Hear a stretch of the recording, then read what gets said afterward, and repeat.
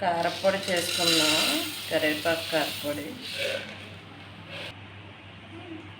ఇందాక కొద్దిగా ఆయిల్ వేసి వేసుకున్నాం. ఒకప్పుడు ఎండుమిర్చి, కరివేపాకు వేసుకున్నాం. కడిగి వేసుకుని చక్కగా ఆరబెట్టుకున్నది.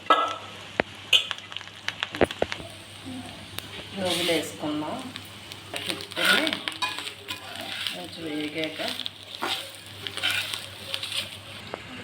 ఒక కప్పు పల్లీలు, 2 స్పూన్లు ఉప్పు. ఉప్పులో తడి ఉంటుంది కదా, అంతే వేసేసుకుంటే